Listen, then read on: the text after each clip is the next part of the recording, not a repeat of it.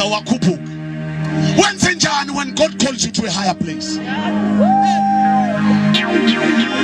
Ukhuphuka nama prayer requests. Moses akakhuphuka nama prayer requests. Moses wakhuphuka nje athi ngiya kuNkulunkulu. And umafika lapho wahlala noNkulunkulu for 40 days and 40 nights. Lalela. Yazi abaningi bazi ukuthi Moses wayefastile 40 days and 40 nights. But uyazi ukuthi wayengayiplananga. Yenziwa ubukhona. Yenziwa ifellowship. Wahlala noNkulunkulu ngoba na uhleli kahle naye. Please come, man of God. Na uhleli kahle naye. I-appetite yaloko kunye. Oh Jesus.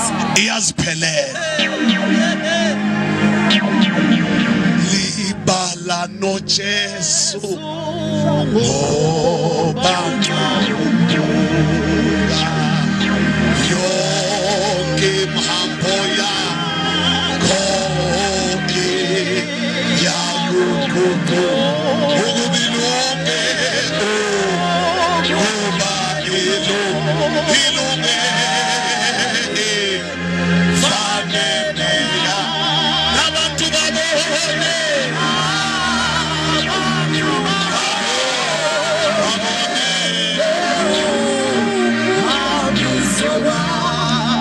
wahlala uMose noThixo waphela appetite ye breakfast, waphela appetite ye lunch, waphela appetite ye supper, waphela iviki lokuqala, laphela lesibili, laphela lesithathu, laphela kanti ngesikhathi ahleli noNkulunkulu, uNkulunkulu uyazesulela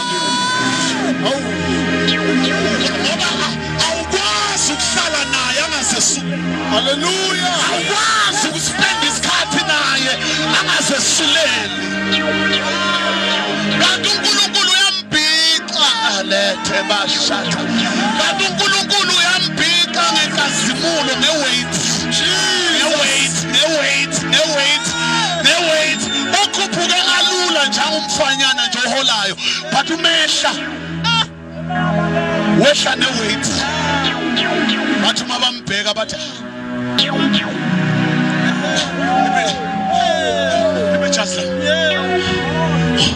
uma ehla nabathi hayi Moses hayi asibose ubuso ke okungenani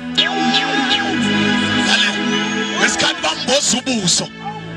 Bible later on uMapostle Paul uyachaza ukuthi bambozelwana ubuso. Uthi ngoba lenkazimulo yakhe yayiphela. Kwakuyinkazimulo ephelayo. So at least uma bambozile angeke babone noma isihamba.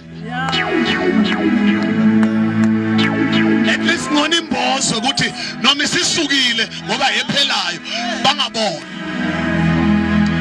Kodwa ngapha uKristu uMapostle Paul mechaza kubaseKorinte uthi thina sibheka ngobuso obwambulile. Uthi let's get it with an unveiled face. Yeah, Jesus. We behold the glory of God. Bese sizibona kulesibuko senkazimo. Yes, Lord. And Bible ithi we are being transfigured. Yes, Lord. We are being transformed. Yeah. Yini lene kwenza ubala iminyaka engaka usilisiwe kodwa halukho ushintsho. Uhlala nobani? Who do you spend your time with? What do you spend your time with? Ngoba lento ayibukile iyona othatha isimo sayo. Yayazi chameleon unwabo. Unwabo mina ngangicabanga ukuthi luthatha isimo sendawo olihleli kuyo. Angisho lishintsha ama colors. Ngangithi mina uma lihlele esigodweni esibrown luba brown. Until bangifundise ukuthi unwabo luthatha ukhala walento luyibhekile. Not lalkhona. Amehlo nwabo abheka ingaka ungalithola lihlele esihlahleni esibrown. Kodwa malibheka amacabunga agreen. Liba green. Ela zola mayekhatha yade. Sinjalo nathi phakisi. Singaba la ezweni but we are not of the world. Jesus. Skiji sithi masimbhekile ongumqalisi nomphelelisi wokukholwa kwethu silahlile isono nokuthi iBhayibheli lithi it so entangles sithandela kangaka hasivale lenkazimulo le esebusweni buka Yesu iBhayibheli lithi it's ever increasing ikhula njalo Jesus. igraph yakumoya phela yithi futhi ayithi igraph yakumoya ithi Jesus. ingako impilo yakho nasilandela kahle siyakubona ukuthi awusafani na last year awusafana ngalesikhathi usanda ukusindiswa uba ne weight ngangakhuluma I think na last night ngikhulumile lapha ehadi ngishuma ngithi ibandla lika Christ will gain weight I think sibe skinny for a long time but we've lost weight for a long time. Let me say that as a church, the person, the church, ecclesia. But I feel good. Sibe season where the church, the woman, the bride is gaining weight. Somebody say I gain weight. So lenkazimulo le ayipheli lalela bayibalekele kaMose leka Kristu siyasondela Yes, Lord. leka Kristu siyasondela ekuseni ngo4 hawu baba into thy presence we come not by the works we have done but by the grace and the grace alone into thy presence we come. Now ngifuna sithandaze kanje kunobizo lwaphezulu oluthi khuphukelani la. Now funda isambulo chapter 4. That's how Jesus communicated with John. What come up hither? Khuphukelana because kunezinto engifuna ukukubonisa zona. Nathi asizile nje just to a physical mountain. Se respond to that call. Uthi uNkulunkulu mina go tell them son. Kuthi ngithi let them come up hither. Let them come up. Let them come up. So now every time eBhayibhelini ubona uNkulunkulu abiza abantu abiza isizwe abiza amakhosi abiza noma ubani ambizele endaweni ephakeme yazi ukuthi akukho directional kodwa ku dimensional angithi direction yokuya phezulu ithi but kumoya ayikunjalo uphezulu wakumoya kuona lo ubheka kanje. But it's a high place within.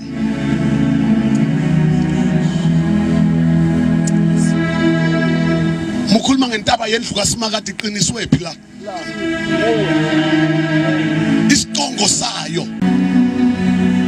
Now ukhuphuka kuba lula ukuyikhuphuka le uma ukwazi ukuyikhuphuka le. Akube umsebenzi kwenyuka le yasesanzwini uma ukwazi ukukhuphuka le yendlu angisho iBhayibheli lithi wena uyindlu kaNkulunkulu this your body is the temple of the Holy Ghost. Now uhlala la kuwe ungumuzi uRevelations 21 verses 3 uthi ngesizwe elikhulu livele esihlalweni lithi manje umuzi kaNkulunkulu sukubantu uNkulunkulu uhlala la manje la i-address kaNkulunkulu physical address ile ephambi kwami. You are God's physical address. Uhlala kuwe. Now, uma sithi uyindlu kaNkulunkulu bese prophet Isaiah chapter 2 athi intaba yendlu kaNkulunkulu iyoqiniswa ngeinsuku zoMagagula. Balokho Isaiah 2 lokho uzokuthola. Azi kodwa uMagagula uzomthola but bhaliwe kwathiwa ngeinsuku zokugcina. So nami ngibaliwe lapho. Kuthiwa ngeinsuku zoMagagula intaba yendlu kaSimakade iyoqiniswa ngaphezulu kwamaqhuma onke. Ngiyacela uamen wokugcina at least. Amen. Now God uthi ke kuJohn ngizokubonisa okuzowenzeka.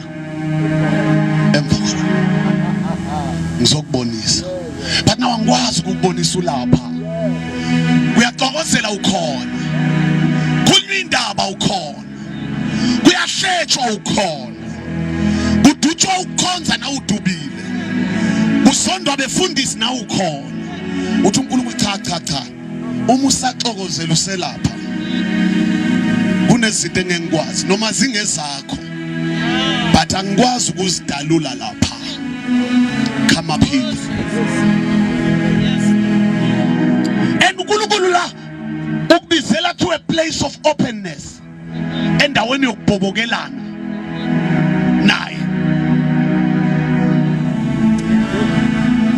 Maritzburg Church sibizelwe lapha, sibizelwe lapha. But now umbuzo wami uthi, are you willing to rise? Ngoba le ndlela le indlela yama risers. You keep rising. Sithi insizwa iphela amandla nabasha bawa nokuwa Isaiah 40:31. Bese wena nami, those who wait upon the Lord ba renew, bangezelwa amandla. Then they rise up, they mount up on wings as eagles. They rise up, they mount up. Every day go ayikho ne blue Monday, akukho ne green Monday, ne green Wednesday, ne red Thursday. Go every day is a sweet day, because every day with Jesus is sweeter than the day before. You keep rising, you keep rising, you keep rising. Somebody say, I'm a riser. No, khuluma ngesabi, say I'm a riser. I'm a riser. Sonke noma kwenzeka uzwe ngathi ziyashaya, uthi mfundisi lokhu ke kushaya kuqondene nami ngo kungishaya enyameni. Lalela, akushayi wena. Uma uzwa ukuthi nakushayeka uyazi ukuthi kumele wenze. Jesus. You do not allow yourself to die with situations. You rise. You rise. Atumbalo amaHebrew labor to enter into his rest. Sebenzela ukungena ekuphumuleni kwakhe.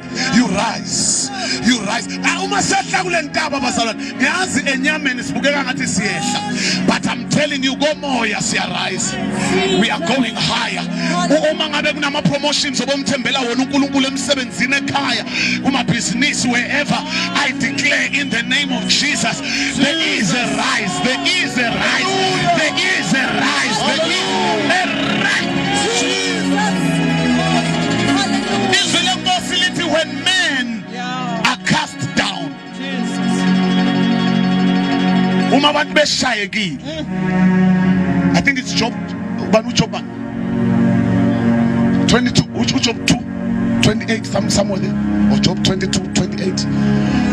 When men are cast down, you shall say, there is a lifting up. When men are cast down, you shall say, kunokuphakanyiswa, kunokuphakanyiswa. Ya angazi ukuthi usesimeni sakhe isikhathi esingakanani, kodwa kunokuphakanyiswa. Ingelosi yasezulwini khona la, and ziningi zisebenza nje lo msebenzi wokuzophakamisa abantu. Uphakanyiselwa ku the risen glory. Yes. The glory has risen upon you. Ubuqaqaquli buka Yehova uthe chapha phezu kwakho. Siyathandaza ubuqaqaquli buka Yehova uthe chapha. We rise above our circumstances. Sikhuphuka ngaphezulu kwezimeko nezimo zethu. We are rising. Nazi indaba ezimnandi umpostoli mfundisi uPakisi ukuthi the church in Pietermaritzburg is rising. Sebafikile abathakathi benza amabandla abo ngathi futhi ngathi they are pulling more crowds. Babadayisela amakhandlela, babadayisela izinto, kodwa kunendaba ezimnandi. Sometimes ekaJehova inqoba ngathi yehlulo, kanti ila inqoba khona. Ungazibona ngathi sithule, ungazibona ngathi kugain amandla, kugain momentum lokuba umnyama.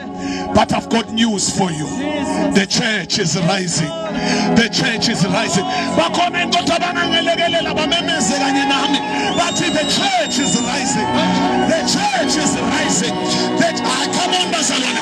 The church is rising. ngama-fake prophets. Yeah. Nale nto okukhuluma ngawo isikhathi sawo sesiphelile. Sawukuthi nje sponsor le nduku yethu nathi. Haya mashallah labayasheta. Ngoba nabo sebabonisile ukuthi ezabo ziyakwazi ukuphenduka zibe yinyo. Kodwa kunento ngenduku egcotshwe uNkulunkulu kaMose. Kunento ngoba yona inamandla okugwina. Siphakame sibe ngenyawo zivala amehlo, we are praying. Yes, Lord.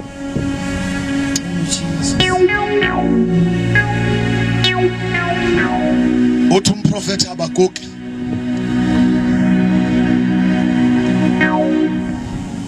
ulwazi lwalenkazimulo luzogcwala umhlaba njengamanzi agcwalisa ulwandle. As the waters cover the sea. Thank you. As the waters cover the sea. Do you know ukuthi njalo uma ngiyoshumayela, I preach almost every day empilo yami, but njalo uma ngiyoshumayela sometimes angithandaza umthandazo omude. Ngilwa nala magama nje athi as the waters cover the sea, Lord.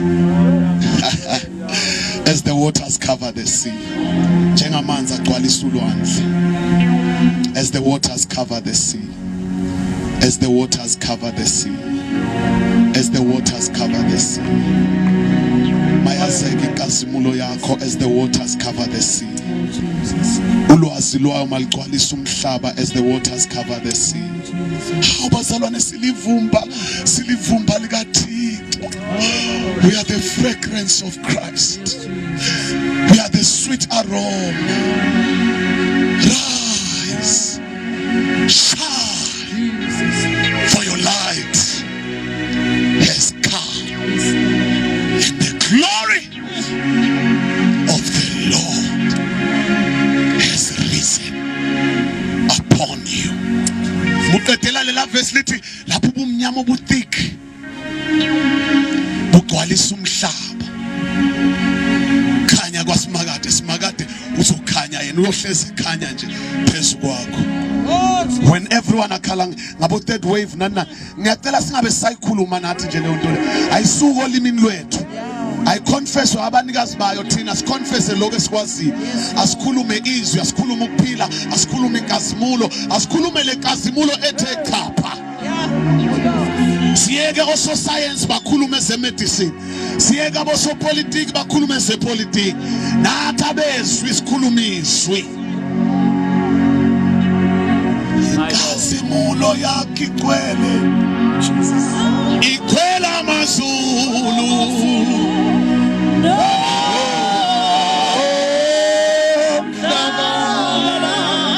Apostoli, please.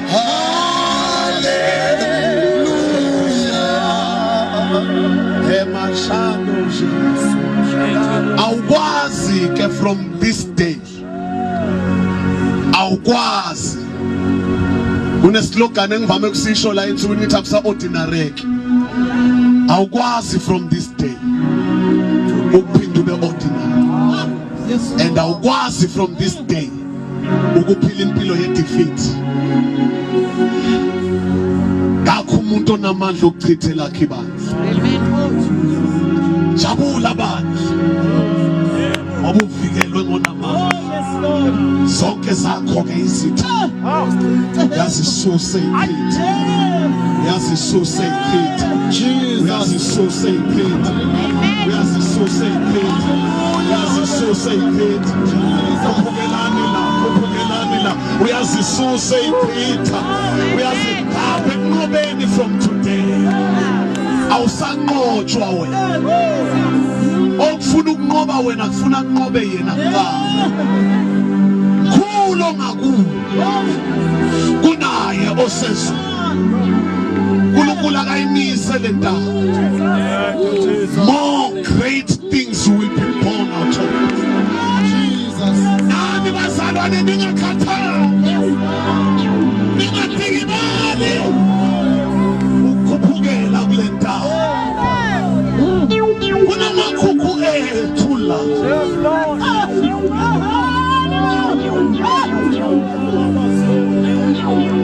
Thina sesiyazi kusukela sicela namhlanje ukuthi asikhuphuke isaniswini kodwa sikhuphukela kwi-dimension. Aze ngababongela even osisi bami who traveled from far away from Swaziland bezele ukuzostepha into this dimension. How can you remain the same? How can your life remain the same? Pastor Babumien, please come and pray for us, Baba. Ukukhonza kwethu akwazi ukuba normal. Asikwazi ukuqhubeka la sasikhona before COVID. Amasokisi akhuphukile manje.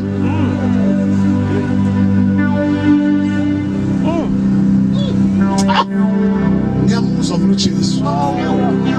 Atikhuphukela la. Come up hither.